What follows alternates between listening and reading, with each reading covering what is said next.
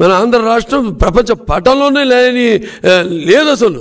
ఆ పరిస్థితి వచ్చిందని చెప్పను నేను, లేదు ఇవాళ ప్రపంచ పటంలో. అందరూ నవ్వుకునే పరిస్థితిలో, అందరూ అవహేళన చేసే పరిస్థితిలో ఉంది మన రాష్ట్రం, మనం ఉన్నాం. ఇవాళ ఒక రకంగా అందరూ గమనించాలి. ఆనాడు ఆత్మాభిమానం, తెలుగువారి ఆత్మగౌరవం కోసం ఆ రోజు పోరాడి మనం ఆ రోజు నాన్నగారు వచ్చారు, పార్టీని స్థాపించారు. అలాగే అందరికీ అభివృద్ధి విషయంలో అయితేనేమి, సంస్కరణల విషయంలో అయితేనేమి, పథకాల విషయంలో అయితేనేమి, ఒక ప్రపంచంలోనే ఎక్కడ జరిగినటువంటి సంస్కరణలు, పథకాలన్నీ తీసుకురావడం జరిగింది, అభివృద్ధి చేయడం జరిగింది. చంద్రబాబు నాయుడు గారు హయాంలో మరి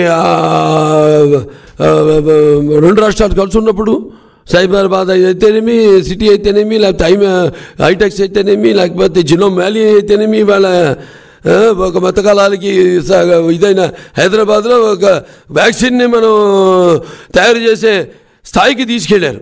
అలా ఎన్నెన్నో చేసాం మనం. ఇవాళ అసలు ఎక్కడికి పోతున్నాం మనం? సో ప్రజలు గమనించాలి మీరు. ఎందుకంటే స్వాతంత్ర సమరం మనం చూడాల.